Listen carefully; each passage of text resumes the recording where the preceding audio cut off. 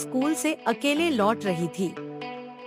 रास्ते में उसे एक छोटा सा जख्मी सफेद पिल्ला बर्फ में कांपता हुआ मिला।